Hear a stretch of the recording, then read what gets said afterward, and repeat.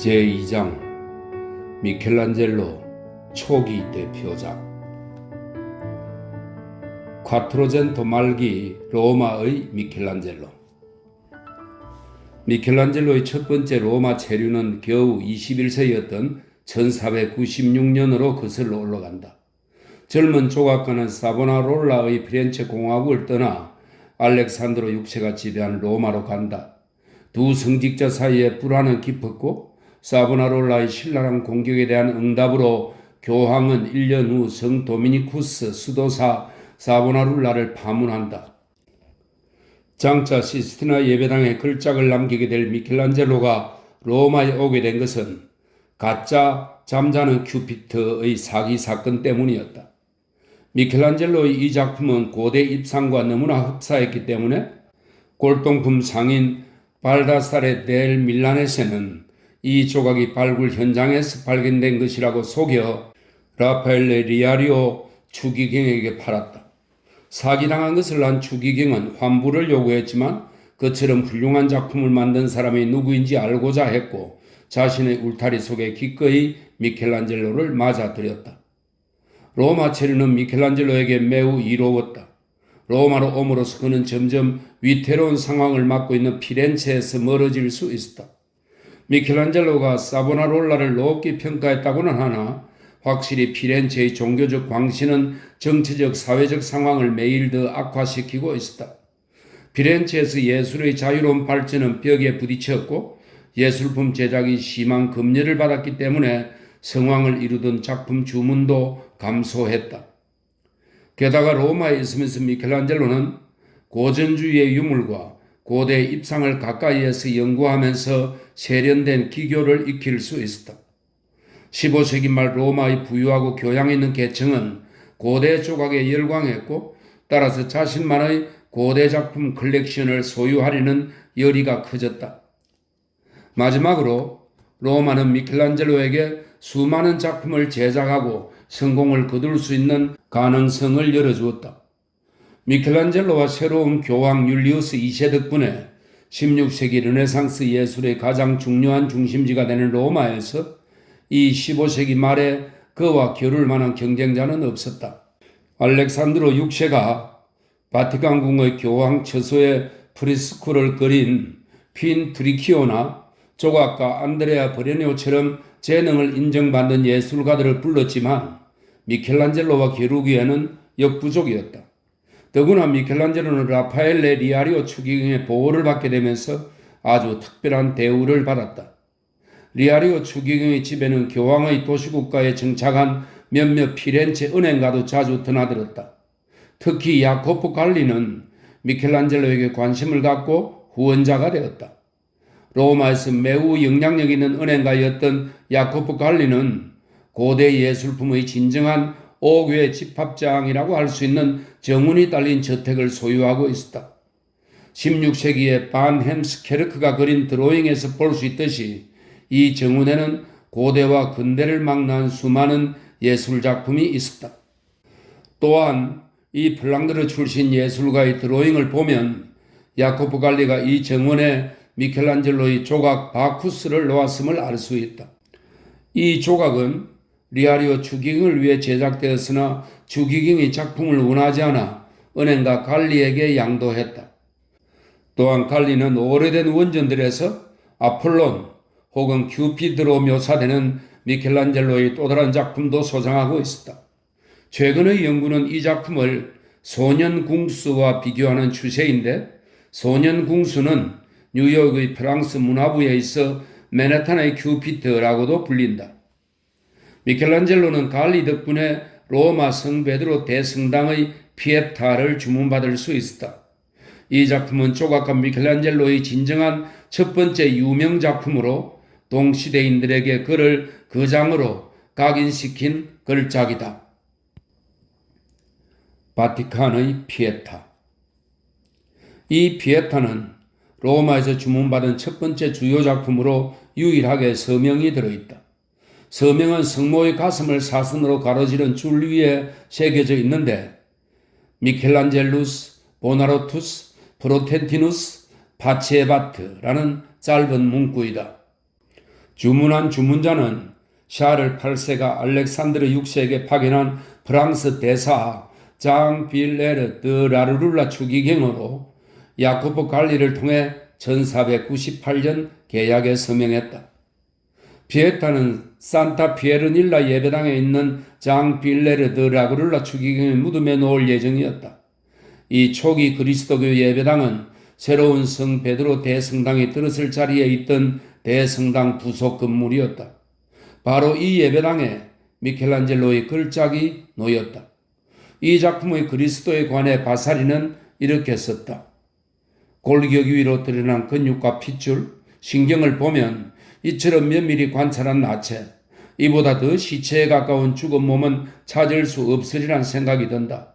게다가 그토록 온화한 얼굴과 매우 훌륭한 조화를 이루며 배치되고 연결된 팔다리와 몸, 마지막으로 정신이 혼미한 상태라는 정확한 진실을 볼 수 있어 한 예술가의 손이 아주 짧은 시간에 이렇게 훌륭한 작품을 탄생시켰다는 사실에 놀라게 된다.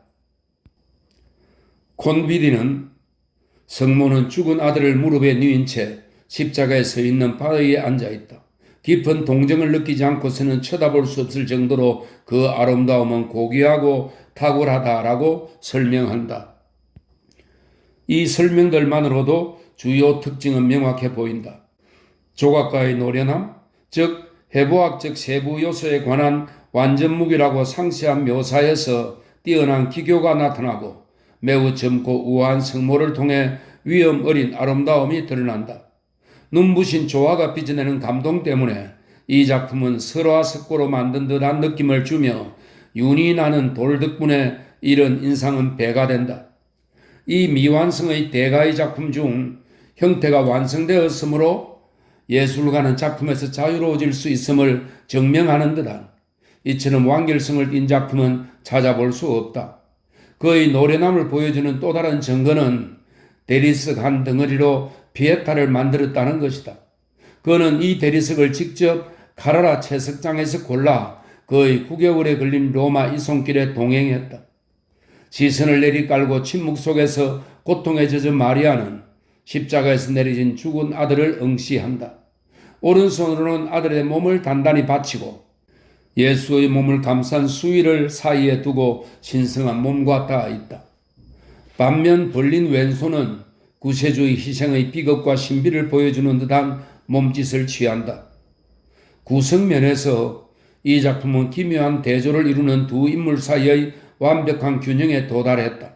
즉 곧은 자세로 앉은 성모가 있고 성모의 긴 옷 아래쪽의 넓게 늘어진 옷자락과 균형을 이루며 벌거벗은 몸으로 어머니의 무릎에 누운 그리스도가 있다. 이렇게 두 인물은 하나의 덩어리 속에 새겨졌다. 지나치게 젊은 성모의 모습은 그리스도의 나이로 볼 때 분명 비현실적이라서 과거에 그랬듯 현재에도 이상해 보이며 이 주제를 표현하기엔 엉뚱해 보이기도 한다. 성모를 왜 이렇게 표현했는지에 대한 정확한 설명은 없다. 하지만 콘디비의 말에 따르면 미켈란젤로는 정숙한 여인들은 다른 여인들보다 더 오래 젊음을 유지한다고 단언했다고 한다. 마리아의 순결함이 영원한 젊음 속에서 뚜렷이 드러난다는 뜻인 듯하다. 피에타는 단 1년 만에, 즉 주문자인 추기경이 사망한 해인 1499년에 완성되었다. 이후 피에타는 그의 조각에 끊임없이 나타나는 주제가 된다. 이 조각은 대단한 명성을 얻었고 후대뿐 아니라 동시대 예술가들에게도 본보기가 되었다. 이 작품에서 영감을 얻어 라파엘로는 그리스도의 매장을, 그리스도의 팔에 주의를 기울여 카라바조는 그리스도를 십자가에서 내림, 다비드는 마라의 죽음을 그렸다. 피렌체 공화국 1492년 로렌초 데 메디치의 죽음 이후 이탈리아의 정치 상황은 다시 불안정해졌다. 다양한 도시 국가들의 배타주의와 통치자들의 근시안적인 통찰력은 1494년 4월 8세의 이탈리아 침략을 가능하게 했고 프랑스군의 침입은 피렌체에서 메디치가의 지배에 종지부를 찍었다. 따라서 로렌초의 아들이자 계승자인 피에르 데 메디치는 나폴리 왕 페르난도 2세와의 정통적인 동맹을 지키기로 결정한다. 샤를 8세는 아라곤 사람들이 차지한 왕좌에 대한 권리를 주장하면서 페르난도 2세를 공격하고 있었다. 피렌체 시민들은 가중되는 불안 속에서 프랑스 왕이 전진하는 것을 지켜보았다. 급에 질린 미켈란젤로가 베네치아, 이어 볼로냐로 도망간 것도 바로 이때였다. 이렇게 매우 긴장된 분위기 속에서 종말론적인 설교와 성 도미니쿠스의 수도사 사보나롤라의 급진적인 개혁 사상은 점차 폭넓은 지지를 얻었다. 샤를 8세가 피렌체 근방에 도착했을 때 무능한 피에로는 이방인 왕과의 교섭에서 치욕적인 항복을 수락했고 결국 민중 반란을 야기했다. 피에로 대 메디치는 도망갈 수밖에 없었고 민중은 공화국 정부로 몰려들었다. 이때부터 사보나롤라는 새로운 체계의 정신으로 부각되었고 4년간 군림하면서 피렌체에 일종의 신정 독재를 도입했다. 그러나 로마 교황청의 부패를 여러 번 폭로해 교황 알렉산드르 6세 보르자와 사이가 틀어져 결국 파문당한다. 더 이상 민중의 호응을 얻지 못하게 된 사보나롤라는 1498년 이교도처럼 화형당한다. 그가 죽은 후에도 피렌체는 계속 공화국 체제를 유지했지만 종신장관에게 권력을 집중시키는 정부 형태가 발전했다. 1502년에 피에르 디 톰마스 로데니가 이 자리에 선출되었다. 사보나롤라 지배하에서 현저히 감소했던 예술작품 주문이 이때부터 다시 증가했고 미켈란젤로가 다윗을 조각한 것도 바로 이 시기였다. 다윗 1501년 피렌체 공화국은 겨우 26세인 미켈란젤로에게 거인 골리앗을 이긴 후 이스라엘 왕이 된 성경 속 영웅 젊은 목자 다윗의 대형 입상을 주문한다. 사보나롤라가 강요한 문화와 예술의 침체 상태가 지나고 피렌체는 활력이 되살아났다. 1498년 사보나롤라가 화형된 후 특히 피에로 디 톰마소 소데리니가 종신장관에 선출된 1502년부터 창조활동이 재개되었다. 다윗을 만드는 데 사용한 카라라 채석장의 대형 대리석 덩어리는 몇 년 전에 준비되어 있었고 여러 피렌체 통치자들이 이 대리석으로 조각을 만들 생각을 했다. 그래서 1464년에 아고스티노 디 두초가 이 대리석의 조각 제작을 맡게 되었지만 무슨 이유에선지 이 조각가와의 계약은 얼마 지나지 않아 취소된다. 그러다가 1475년에 작품 제작이 안토니오 로셀리노에게 넘어가는데 그는 초벌 손질만 했을 뿐 작품을 끝내지 못했다. 마침내 미켈란젤로가 다윗의 제작을 수락했을 때 이 대리석은 오페라 델 두오모의 창고에 방치되어 있었다. 오페라 델 두오모는 반세기 전에 브루넬레스키가 거대한 돔을 얹어 완성한 피렌체 대성당과 관련된 장식과 건축 작품을 책임지는 기관이었다. 거대한 다윗상은 산타 마리아 델 피오레 대성당의 버팀벽 중 하나에 놓을 예정이었기 때문에 밑에서도 잘 보일 만큼 커야 했다. 미켈란젤로는 한 달에 금화 6플로린의 보수를 받고 2년 내에 작품을 끝낼 것을 약속했다. 그렇지만 작업은 예정보다 더 오래 걸렸는데 그 이유는 작업 자체가 고되었기 때문이거나 미켈란젤로가 혼자 일하기를 좋아했기 때문이거나 아니면 손도 안 댄 재료라고 할지라도 다른 사람이 초안을 잡았던 작품을 받아 일한다는 것이 많은 어려움을 부과했기 때문이다. 1504년에 마침내 조각이 완성되었다. 고대 이후 볼 수 없었던 부르의 명작이었다. 미켈란젤로는 대성당 주변에 그럭저럭 지은 임시 작업실에서 이 작품을 조각했다. 그는 한시도 작품에서 떨어지지 않고 밤낮으로 작업했고 심지어 땅바닥에서 몇 시간 눈을 붙이는데 만족하곤 했다. 그런데 완성된 다윗은 너무 장엄하고 거대해서 원래 놓기로 한 장소에는 부적당하다는 의견이 나왔다. 그래서 이 걸작에 가장 잘 어울릴 전시 장소가 물색되었고 관계자들은 줄리아노 다 상갈로, 필리피노 리피, 레오나르도 다빈치 같은 당시의 거장들에게 자문을 구했다. 결국 피렌체 정치활동의 중심지인 시노리아 광장에 이 거상을 놓기로 결정했다. 이 작품은 애국적이고 정치적인 의미를 지니는데 자기 민족의 자유를 위해 싸운 다윗은 공화제의 미덕의 상징을 완벽하게 구현하기 때문이다. 그런데 이런 선택은 또 다른 주장들을 야기했다. 로치아 라우치라고도 불리는 로치아 오르캬냐에 놓는 것이 더 좋다거나 잘 보이도록 시누리아 궁전 앞에 놓는 편이 낫다는 등 의견이 분분했다. 결국 다윗 원작은 시누리아 궁전 앞에 놓여 1873년까지 그 자리에 있었다. 그러다가 세월이 지나면서 훼손되지 않도록 보호하기 위해 그 자리에 모작을 놓고 진품은 아카데미아 미술관으로 옮겨져 여전히 그곳에 전시되어 있다. 도상학적 관점에서 보면 미켈란젤로의 다윗은 도나텔로나 베로키오의 다윗 같은 이전에 피렌체에서 만들어진 작품들과 분명하게 구분된다. 도나텔로의 다윗은 투구를 쓰고 장화를 신고 칼을 들었으며 베로키오의 다윗 역시 칼을 들고 신발을 신고 성경에 묘사된 대로 가벼운 옷차림이다. 이들의 몸은 호리호리한 젊은이의 신체며 발체는 골리앗의 머리가 놓여 있다. 반면 미켈란젤로의 다윗은 그리스 신의 입상처럼 나체이고 새총만 왼쪽 어깨에 걸쳤다. 그의 몸은 젊은 남자의 몸이다. 그리고 아직 싸움이 시작되지 않았으므로 골리앗의 머리는 없다. 미켈란젤로는 긴장된 모습, 한 곳에 집중된 시선, 행동 개시 준비가 된 근육 등을 통해 순간의 긴장을 구체적으로 표현하면서 싸움 직전의 영웅을 보여준다. 다윗의 제작에 관한 자료들에 따르면 처음에 작품 의뢰자들은 전통적인 표현 방식에 따라 금도금한 나무 잎줄을 머리에 두르고 황금 허리띠를 찬 영웅의 모습을 보기를 원했지만 미켈란젤로의 선택은 확고했다.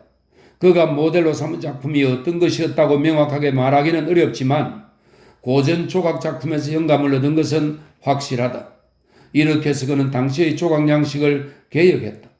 당시에는 다른 분야들과 마찬가지로 조각에서도 과거의 전통을 의도적, 독창적으로 재생하는 근대풍이 나타나고 있었다.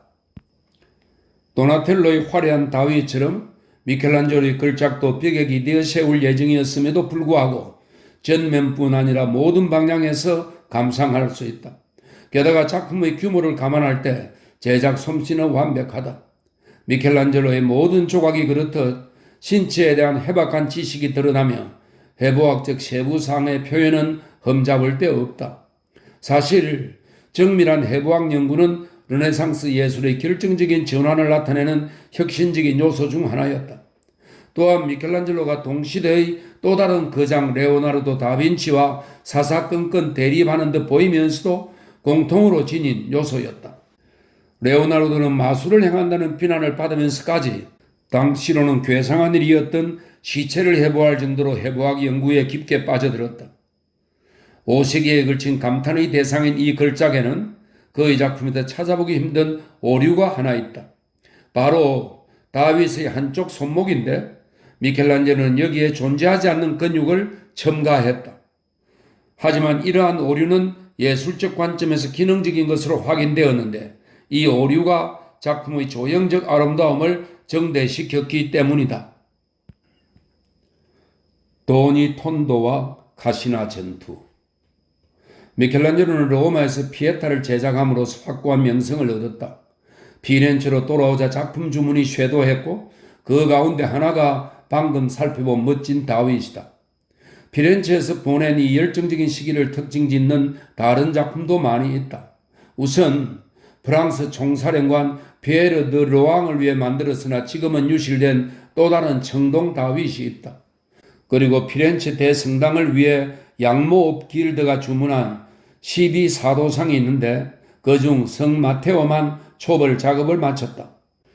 또한 무스크론가는 버리회의 노트르담 대성당에 있는 가족 예배당을 놓기 위해 성모자를 구입했다. 또 각각 주문자 이름을 딴 피티톤도와 타데이톤도 그리고 미켈란젤로를 화가로 부각시킨 유명한 작품이며 일반적으로 도니톤도라고 명명되는 성가족, 마지막으로 미완성인 카시나 전투가 있다.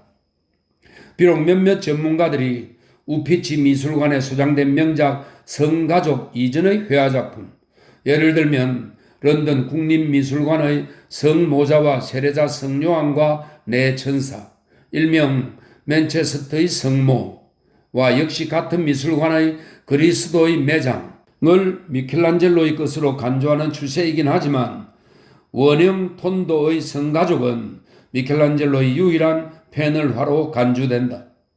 전문가들도 그리스도의 매장에 관해서는 매우 조심스러운 입장을 취하고 있다. 성가족은 1503년에서 1504년 사이 혹은 1506년에서 1507년 사이에 거행된 아놀로 도미와 마달레나 스트로치의 결혼을 축하하기 위해 그린 것으로 보인다. 어쨌든 이 작품은 당대의 또 다른 거장 라파엘로가 이 부부의 멋진 초상화를 그린 1506년경에 그려졌다. 원형 바탕에 그림을 그리는 것은 15세기 피렌체의 전형적인 전통이었다. 그 사실은 부티첼러의 성류를 든 성모나 루카 시노렐리의 겸손한 마돈나를 보아도 알 수 있다. 미켈란젤로가 특히 시노렐리의 이 작품에서 영감을 얻었음은 확실하다. 도니 톤도에서는 이미 미켈란젤로의 실험주의가 나타난다. 첫째, 인물들의 도성학적 측면이 색다르다. 성모는 성요셉에게 아이를 건네기 위해 몸을 비틀어 고개를 돌리고 있다. 성모의 외관 또한 특이하다. 마리아는 튼튼해 보이는 데다 베일도 쓰지 않은 채 고전적인 형태의 긴 옷을 입고 맨팔을 드러낸 모습이다. 이러한 외양은 나중에 시스티나 예배당 천장에 그려지는 여사제들을 연상시킨다. 둘째, 밝고 차가운 색채가 노골적으로 병렬되어 있고 광선에 따라 변하도록 채색되었다. 이러한 색채 선택은 최근 시스티나 예배당 천장화 복원 작업으로 드러난 색조의 전조이다. 이러한 색조는 색채의 부드러운 조화를 선호했던 당시의 성향과 분명한 대조를 이룬다. 뒤에 있는 나체의 젊은이들 역시 천장화의 그 유명한 이누디를 연상시킨다. 바티칸에 그린 걸작 프레스코처럼 이미 미켈란젤로의 성가족은 채색된 조각과 흡사하다. 우피치 미술관에 소장된 이 작품의 성가족에는 3차원적 특징이 현저하게 드러난다. 그리고 빛과 어둠의 확연한 대비는 강한 조형성을 강조한다. 의미론적으로 볼 때 이 피렌체 그림은 그리스도 탄생 이전과 이후의 인류의 분리를 암시하고 있는 듯하다. 만일 그렇다면 후경의 나체의 젊은이들은 시뇨렐리의 작품에서처럼 목자를 표현하는 신고전주의적 인물들이 아니라 계시가 나타나기 이전의 이교도 세계를 표현한다고 볼 수 있다. 그래서 후경의 젊은이들과 성가족 사이에는 낮은 담이 가로놓여 있다. 그리고 의미심장하게도 벽에 기대어 신약 성서의 주역들을 혼자 바라보고 있는 세례자 성요한은 여전히 이교도 세계에 속해 있다. 다윗을 완성한 1504년에 미켈란젤로는 피렌체 시로부터 또 다른 대형 작품을 주문받는데 바로 베키아 궁의 대위원회실, 500인실이라고 불리는 이 대위원회실에 놓을 프레스코 카시나 전투였다. 사실 몇 개월 전 공화국 정부는 재능 있는 또 다른 예술가 레오나르도 다빈치에게 앙기아리 전투를 의뢰했고 카시나 전투는 이 작품과 짝을 이루도록 같은 방에 놓을 그림이었다. 이렇게 피렌체는 승리한 두 전투를 상기시킴으로써 과거와 현재의 공화국의 영광을 찬양하고자 했다. 첫 번째 전투는 1364년 카시나에서 일어난 피렌체 사람들과 피사 사람들의 싸움이었고 두 번째는 1440년에 피렌체 사람들과 밀라노 사람들이 앙기아레에서 벌인 전투였다. 시당국은 두 거장을 피렌체로 불러 이 두 전투 그림을 주문했고 경쟁심을 부추기기 위해 각자 하나씩의 전투를 그리게 했다. 모두 알고 있듯이 레오나르도와 미켈란젤로는 반목하고 있었고 더군다나 서로 맞은편 벽에서 동시에 작업해야 했기 때문에 이들의 경쟁은 상당한 흥미를 유발했다. 그렇지만 결과적으로 둘 중 아무도 이 작품을 완성하지 못했다. 이들이 작품을 마치기 위해 노력했음은 분명하다. 두 사람은 자신의 프레스코를 위한 훌륭한 밑그림까지 준비했다. 밑그림들이 공개되자 사람들은 최고라는 평가를 내렸다. 두 밑그림은 후에 수많은 예술가들의 습작 자료로 사용되었고 그들이 그린 복제아들만이 이 밑그림들이 어땠는지를 짐작하게 해줄 뿐이다. 기이하게도 벤베누토 첼리니가 세계의 학교라고 불렀던 카시나 전투의 밑그림은 지나친 사용으로 훼손되었다. 감상과 복제를 위해 손에서 손으로 전해지던 이 밑그림은 조각이 나버렸고 이탈리아의 여러 궁정으로 분산되었다가 문자 그대로 마멸되었다. 레오나르도 다빈치는 전투 장면이나 병사들과 무기의 강한 효과에 집중했다. 그런 반면 미켈란젤로는 14세기 피렌체의 연대기 작가였던 조반니 빌라니의 연대기에 나오는 일화를 선택했다. 그는 피렌체 병사들이 카시나 근처의 야영지를 정하고 아르노강에서 목욕하는 장면을 그렸는데 적의 접근을 알리는 위험 신호가 울리자 용감한 전사들이 매우 급하게 옷을 입고 있다. 젊은 시절 작품인 켄타우로스의 싸움과 마찬가지로 미켈란젤로의 흥미를 끈 것은 무엇보다도 적의 기습에 다양하게 반응하는 남성 신체의 역학과 에너지, 움직임 같은 누드에 관한 연구였던 듯하다. 바사리는 특히 전경 오른쪽에 앉아 젖은 다리를 최대한 빨리 바지에 끼워 넣고 있는 늙은 병사의 모습에 경탄했다. 기법 면에서도 두 거장의 차이가 느껴진다. 레오나르도가 주로 회화적 효과에 중점을 두었던 반면 무엇보다도 조각가였던 미켈란젤로는 강한 조형적 효과가 드러나는 일련의 조각 같은 인물을 그렸다. 그런데 준비된 밑그림을 벽에 옮기는 일은 어려웠다.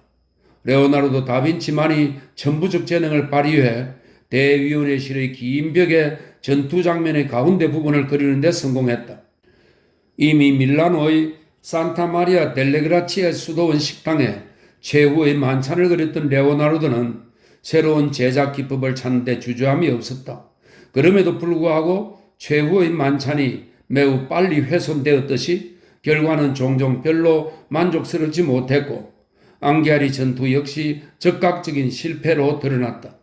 그래서 레오나르도는 유화 물감을 사용하기로 결정했지만 제때 마르지 않은 물감이 흘러내려 모든 것이 망가졌다. 한편 미켈란젤로도 프레스코를 그리는 데 성공하지 못했다. 1506년 결국 두 예술가의 작업은 중단되었다.